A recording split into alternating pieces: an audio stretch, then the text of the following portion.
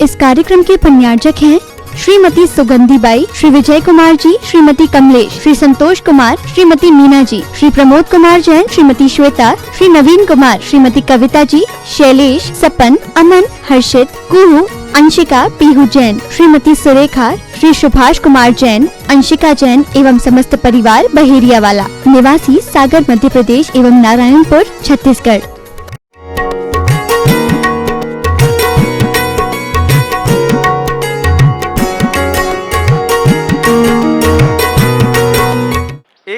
और अच्छा प्रसंग जो कि प्रासंगिक है, मैं आपको सुना देना चाहता हूँ।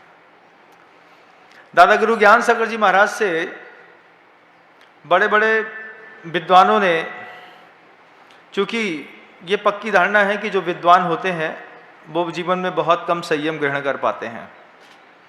विद्वान इतना ज़्यादा पढ़ लिख चुका होता है कि उसको सिर्फ ज्ञान की कीमत पता होती है, चारित्र भूल जाता है। जब दादा गुरु ज्ञान सागर जी महाराज श्री ने संयम ग्रहण कर लिया, मुनि बन गए, तो मुनि बनने के बाद बड़े बड़े विद्वानों की, चूंकि वो स्वयं विद्वान थे बहुत बड़े, तो विद्वानों की टोलियां उनके पास आती बैठती और उनसे पूछती कि मुनि अवस्था को प्राप्त करके आपको क्या मिल गया, कितना बंधन है चारित्र का, इस मुनि अवस्था को प्राप्त करके आपको क्या मिला है, कुछ अपना बताइए। दादा गुरु ज्ञान सागर जी महाराज बहुत सीधी सी बात कहते हैं कि मुनि बनना एक साधन मात्र है। आपको लगता है मुनि बन गए तो बहुत बड़े साधु हो गए, तपस्वी हो गए, सिद्ध हो गए। दादा गुरु ज्ञान सागर जी महाराज कहते हैं कि मुनि बनना एक साधन मात्र है, साध्य नहीं है। साध्य तो कुछ और है, जिसके लिए हमने ये मुनि धर्म को स्वीकार किया। ये एक साधन मात्र, जैसे कोई इंस्ट्रूमेंट होता है, उन इंस्ट्रूमेंट के माध्यम से कोई भी आदमी अपने गंतव्य तक पहुंच जाता है।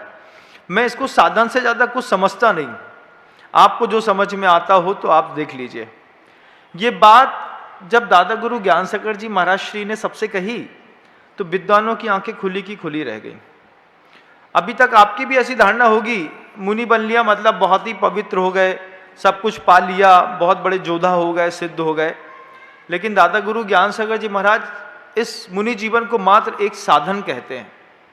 इस साधन के माध्यम से कुछ अभीष्ट की प्राप्ति करने के लिए आत्मा अनंत आगे की पर्यायों में निकल जाती है। अपनी शोधन की प्रक्रियाओं में यह एक जीवन का पड़ाव मात्र है। दादा गुरु ज्ञान सागर जी महाराज और गुरुदेव के जीवन से जुड़ा हुआ प्रसंग है बंधुओं। अच्छा लगता है तो लगता है कि बता देना चाहिए।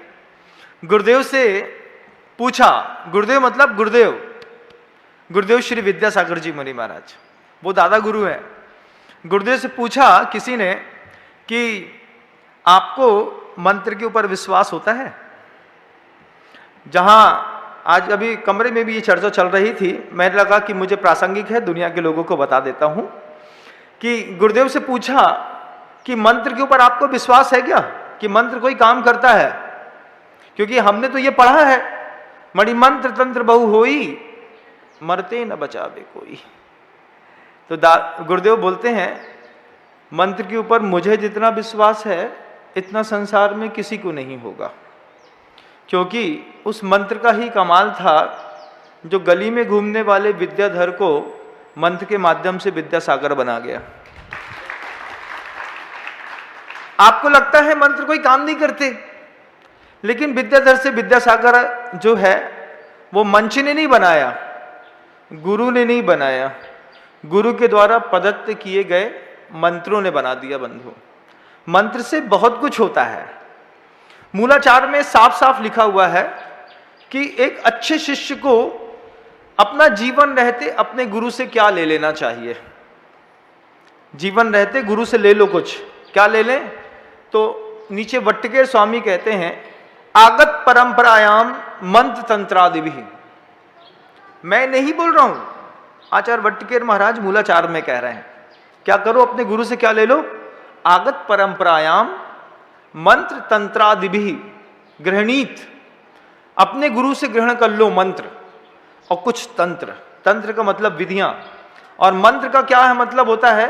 तो आचार्य कहते हैं मंत्र का मतलब जिससे आपके मन का शुद्धिकरण हो सके, जिससे आपका चित्त शांत हो सके, जिससे आपकी शक्ति ऊर्ध्वारोहण कर सके, ऐसा कोई गुरु मंत्र ले लो और तंत्र भी ले लो। मंत्र बहुत प्रकार के होते हैं बंधुओं, जैसे बन्ना जी का अजितनाथ भगवान का प्रसिद्ध है, ओम ह्रीम श्री अजितनाथ जिनेन्द्राय नमो नमः। इस मंत्र की माला अगर उसी पवित्र जिनबिंब के सामने बैठकर के फैली जाती है, लोगों को पिछले 3 माह से आश्चर्यकारी लाभ मिल रहे हैं, आश्चर्यकारी लाभ। और अगला कार्यक्रम 4 जून को होने वाला है। 4 जून के बाद कार्यक्रम तो होगा, लेकिन हो सकता है हम ना रहें, क्योंकि हमारे अजितनाथ भगवान हमको यहाँ से कहीं और जाने के संकेत दे देंगे, तो वहाँ हमें जाना पड़ेगा। गुरुदेव कहते हैं कि मंत्र के माध्यम से क्या होता है, आप देखिए। तो आचार्य वट्टिकेर स्वामी ने कहा कि अपनी आगत परंपरा में अपने गुरु से कोई गुरु मंत्र ले लो। गुरु मंत्र क्या काम करता है कि जीवन में रक्षण करने का काम करता है। कुछ शांतिक मंत्र होते हैं, कुछ पौष्टिक मंत्र होते हैं, कुछ स्तंभन करने वाले होते हैं, कुछ उच्चाटन के होते हैं, कुछ विद्वेषण के होते हैं, कुछ मारण के मंत्र होते हैं। इन मंत्रों के माध्यम से संघ की रक्षा करी जाती है। इन्हीं मंत्रों के माध्यम से अगर कोई साधु मिलकर के अपनी आजीविका चलाता हो कि मैं तुम्हें मंत्र देता हूं, तुम मुझे भोजन देना, तुम मुझे प्रसिद्धि देना, तुम मुझे धन देना, तो वही मंत्र जो है वो साधु की दुर्गति कराने का कारण बनते हैं। लेकिन वही मंत्र के माध्यम से जब आपके जीवन में सुख शांति ऐश्वर्य की प्राप्ति कराने के लिए कोई मुनि, सबसे पहले वो तपस्वी एक साधना करे। एक निर्गंथ गुरु को तप करने की क्या जरूरत, जब संसार ही छोड़ दिया तो फिर उसके बाद अतिरिक्त तप की क्या जरूरत। उसके बाद वो तपस्या करता है, दिन रात धधकती भट्टी के जैसे तप की अग्नि में शरीर को झोंक करके मंत्रों की माला के माध्यम से अपना परिष्करण करते हुए वो साधना के जब कई बसंत बीत जाते हैं, तब वो आपके जीवन के लिए एक शांति धारा करता है। मुख हमारा, हृदय हमारा, साधना हमारी, आगत परंपरा या मंत्र तंत्रादि भी। आगत परंपरा से जो मंत्र और तंत्र मुझे मिले हैं, उसमें आपको निमित्त बना करके आप आ गए, महाराज घर के अंदर कष्ट है, थोड़ा सा अगर आपकी कृपा होती और शांति धारा हो जाती, साधु का भी दिल खुल गया, चलो तुम्हारे नाम की शांति धारा कर देते हैं। और एक शांति धारा का प्रभाव अभी मुनि श्री निर्मल सागर जी महाराज के मुख से आपने खुद सुना कि वो महिला शांति धारा खुद नहीं कर पाई, तो दादा गुरु ज्ञान सागर जी महाराज जी ने पंडित भूरामल की पर्याय में स्वयं शांति धारा करी, और उनके शांति धारा करने का प्रभाव मिला कि उस कन्या को पुत्र रत्न की प्राप्ति हो गई। ये मंत्र तंत्र क्या करते हैं, अपने को ऐसा लगता है कि कुछ नहीं किया जाता, लेकिन आचार्य भगवंत कहते हैं, मूलाचार में लिखा है 7 प्रकार की चिकित्सा। आप मेरी बात बहुत गौर से सुनिएगा। मूलाचार में 7 प्रकार की चिकित्सा विधान के बारे में लिखा है। सबसे पहली होती है कुमार चिकित्सा, जिसको आप के यहाँ जो है कुमार चिकित्सा में आप जिसको कहते हैं चाइल्ड स्पेशलिस्ट, कि बच्चों की वह कुमार चिकित्सा होती है, वो भी मंत्र तंत्र के माध्यम से भी होती है। आगत परंपरा या मंत्र तंत्र आदि भी। बच्चे की चिकित्सा मंत्र तंत्र से, हाँ यही तो मैं आपको बताने जा रहा हूं कि बच्चे की चिकित्सा मंत्र तंत्र के माध्यम से कुमार चिकित्सा। कुमार चिकित्सा के बाद आचार्य कहते हैं तनुज चिकित्सा होती है। तनुज का मतलब तन में जो उत्पन्न हुआ है, तन से उत्पन्न हुआ जो रोग है वो तनुज होता है। तन जा प्रत्यय जो होता है वो उत्पत्ति अर्थ है, तो जिससे आपके शरीर में कोई रोग पैदा हो गया है उसकी भी चिकित्सा होती है। उसके बाद गुरुदेव कहते हैं रासायन चिकित्सा। तीसरी रासायन चिकित्सा क्या है कि उस रासायन चिकित्सा के माध्यम से आपके शरीर में बुढ़ापा ना आए, आपके बाल काले से सफेद ना हो, आपके शरीर में झुर्रियां ना पड़े, तो विशेष प्रकार की रासायन चिकित्सा होती है जैन दर्शन में बंधो। उस रासायन चिकित्सा के बाद आचार्य कहते हैं विष चिकित्सा, कि मान लीजिए आपको कोई ऐसा घातक रोग हो गया और किसी सर्प का या जह बिज्जो मरण न मुव्यादि, आचार्य कुंद कुंद भगवान ने बिज्जो पुरुषो मरण न मुव्यादि, कि वैद्यक पुरुष अगर विष भी खा ले तो उसका मरण नहीं होता। विष चिकित्सा, कि विष दे करके थोड़ा सा आपका जहर बाहर निकाल के आपके रोग को शमित कर दिया। उसके बाद आचार्य भगवंत कहते हैं भूत चिकित्सा। भूत चिकित्सा, भूत चिकित्सा, भूत का मतलब प्राणी भी होता है और भूत का मतलब ऊपरी बाधाएं भी होती हैं। तो जब कभी आपके परिवार में किसी लोग को बार बार परेशानी हो रही हो, रात में निद्रा नहीं आ रही हो, या फिर भूख नहीं लग रही हो, या फिर यदवा तद्वा प्रवृत्ति कर रहा हो, तो भूत चिकित्सा भी होती है बंधुओं। वो भी कौन करता है? ये सब आचार्य करते हैं, मनुष्य नहीं करता। कैसे करते हैं महाराज? वही तो बोल रहा हूं, आगत परंपरायाम मंत्र तंत्रादि भी। अभी कहा ना मुनिश्री ने, भगवान किसी का भला नहीं करते। बिल्कुल सही बात है। मैं भी ये बात कह रहा हूं कि भगवान कभी किसी का भला नहीं करते। भगवान के भरोसे बिल्कुल मत रहना। अगर भगवान ये सोच करके मंदिर गए कि भगवान भला करेंगे, तो धक्के खा करके वापिस आना पड़ेगा। लेकिन ये बात भी बता देता हूं, भगवान तो किसी का भला नहीं करते, लेकिन भगवान की प्रतिमा दुनिया में सबका भला करती है। भगवान तो गए सिद्धालय में बैठ गए, निकम्मा अड्डगुणा किंचुणा चरम दे दो सिद्धा। वो ना धरती में आने वाले, ना तुम्हारे सुख दुख से उनको कोई मतलब है। लेकिन भगवान की जो प्रतिमा है, जो जिनालय में बैठी है, उसके ऊपर भी क्या किया? उस पाषाण में क्या किया? मंत्र डाल दिए। किसने? कोई गांव में घूमते हुए लड़के ने? नहीं, तपस्वी मुनि महाराजों ने बरसों तपस्या करी। 50-50, 100-100 साल तपस्या करने के बाद आचार्य भद्रबाहु स्वामी ने जब नेमीगिरी जिंतूर के पार्श्वनाथ भगवान के ऊपर 5 उपवास के साथ मंत्र की स्थापना करी, उन तपस्वी मुनिराजों के मंत्र का प्रभाव था, 9 टन की प्रतिमा अधर में आ गई। आज भी जाकर के देख लीजिएगा। मैं गलत हूं तो आप आज भी जाकर के अंतरिक्ष पार्श्वनाथ भगवान को देख लीजिएगा। पट तो अब खुल गए हैं, साफ साफ दिखाई देता है, सब अधर में चल रहा है। जब काम पूरी 9 टन की प्रतिमा को मंत्र के माध्यम से अधर में कर दिया, तो क्या तुम्हारे कर्मों की स्थितियों को बदलने की ताकत अजितनाथ भगवान बंदा जी में नहीं है?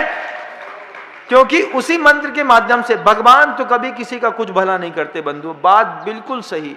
लेकिन भगवान की प्रतिमा तुम्हारा हित भी कर सकती है और तुम्हारा अहित भी कर सकती है। अरे बाबा महाराज, अहित भी करती है? हाँ, अहित भी कर सकती है। आयतन के सामने खड़े होकर के अगर दुराभाव रखा, तो उसी जिनबिंब के रक्षक देव और उसमें मंत्रित अधिष्ठित शक्तियां आपका अहित भी कर सकती हैं बंधुओं। कई लोगों को देखिएगा, मुझे याद है एक व्यक्ति ने मंदिर के अंदर जाकर के जिनबिंब को खंडित कर दिया। खंडित क्या कर दिया? उसका पूरा परिवार खंडित हो गया बंधुओं। आज भी वो स्मृतियों में जब दृश्य आता है कि कैसे उसने भगवान पार्श्वनाथ की प्रतिमा खंडित करी, और खंडित करने के बाद लगातार रोज घटनाएं घटी। एक व्यक्ति ने सुतली से फांसी लगा ली, एक व्यक्ति जल गया, एक व्यक्ति कुएं में कूद गया, एक व्यक्ति को कुछ हो गया, एक व्यक्ति ट्रेन में कट गया। पूरे का पूरा परिवार तहस नहस हो गया। कल तक सब ठीक था, लेकिन प्रतिमा के साथ खिलवाड़ बड़ा परेशान करता है। भूत चिकित्सा के बाद होती है क्षार चिकित्सा। क्षार चिकित्सा क्या होती है? जिसको आप कॉस्मेटिक सर्जरी कहते हैं, कि चेहरा काला पड़ गया है, इसको तेज करना है, तेज में लाना है, तो उसकी एक चिकित्सा है। उसके साथ साथ और उसके आगे आने वाली जो है शलाकी चिकित्सा। शलाका चिकित्सा क्या होती है? जब मान लीजिए आपकी आंखों से दिखना बंद हो जाता है, तो ये जो मर्म स्थान यहाँ पे बने हुए होते हैं, यहाँ पर सुई को पूरा गर्म करके उसकी नोक से ऊष्मा का प्रवाहित यहाँ पे किया जाता है। थोड़ी थोड़ी सुइयां गरम सुई चुभाई जाती हैं, और जिसके माध्यम से यहाँ का पूरा तंतु खुल जाते हैं और आपकी दृष्टि आ जाती है। उसके बाद आती है शल्य चिकित्सा, लास्ट पे, अंत में। मेरी खुद की बनाई नहीं है, मूलाचार में आचार्य वट्टकेर महाराज ने लिखी है। हमारी बात का अगर आपको समाधान चाहिए है तो मूलाचार की पुस्तक खोल के देख लेना, और ये भी देख लेना कि वहां पे लिखा है कि नहीं लिखा है कि अच्छे शिष्य को गुरु के रहते क्या कर लेना चाहिए। आगत परंपरायाम मंत्र तंत्र आदि भी। अब कमाल देखो क्या होता है इस मंत्र तंत्र का, कि दादा गुरु ज्ञान सागर जी महाराज से गुरुदेव श्री विद्यासागर जी महाराज ने उनके रहते रहते बहुत सारी शक्तियां ले ली। क्योंकि तीर्थंकर के बाद, तीर्थंकर तो आज से 2600 वर्ष पूर्व निर्माण हो गया। तीर्थंकर के बाद पिछले 2000 सालों से अगर किसी ने धर्म के शासन की रक्षा करी है तो तीर्थंकरों ने नहीं करी बंधुओं। ये सदी के महानतम बड़े बड़े आचार्यों की जवाबदारी रही है कि बड़े बड़े आचार्यों के माध्यम से पिछले 2000 सालों से धर्म की रक्षा हुई, धर्म का लेखन हुआ, धर्म का प्रचार हुआ और धर्म की संस्थापना हुई। ये सब काम बड़े बड़े आचार्यों ने किया।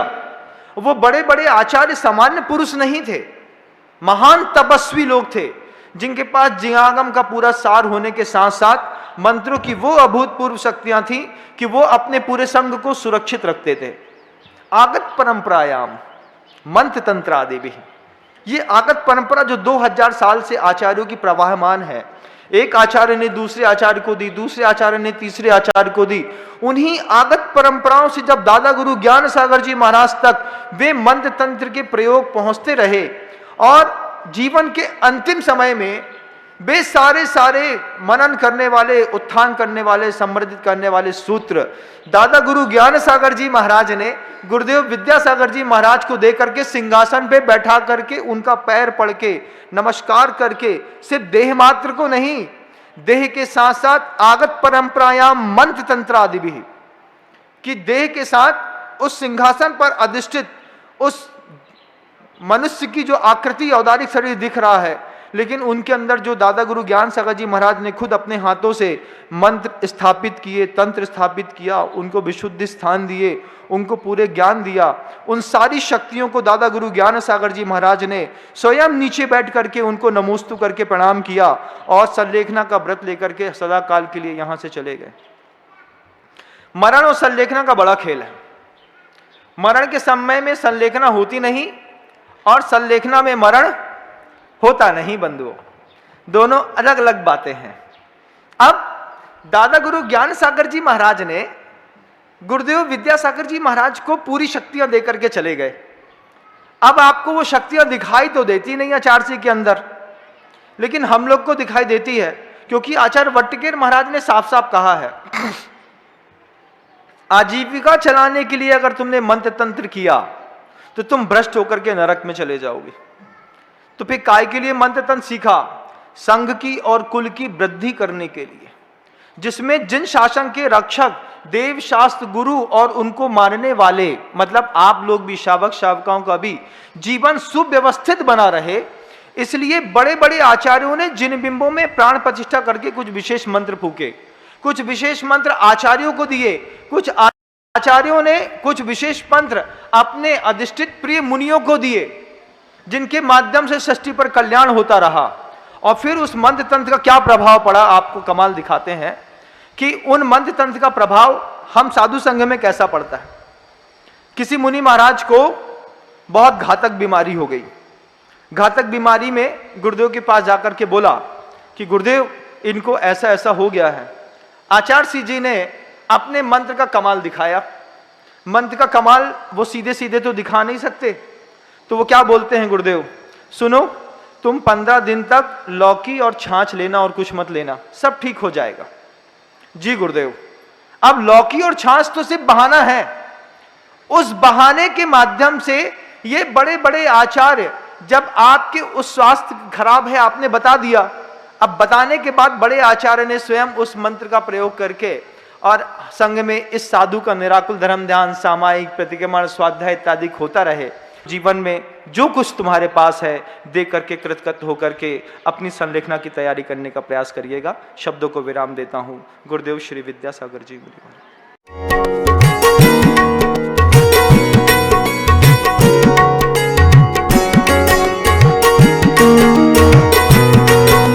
इस कार्यक्रम के पुण्यार्चक थे श्रीमती सुगंधी बाई, श्री विजय कुमार जी, श्रीमती कमलेश, श्री संतोष कुमार, श्रीमती मीना जी, श्री प्रमोद कुमार जैन, श्रीमती श्वेता, श्री नवीन कुमार, श्रीमती कविता जी, शैलेश, सपन, अमन, हर्षित, कुहू, अंशिका, पीहू जैन, श्रीमती सुरेखा, श्री सुभाष कुमार जैन, अंशिका जैन एवं समस्त परिवार बहेरिया वाला, निवासी सागर मध्य प्रदेश एवं नारायणपुर छत्तीसगढ़।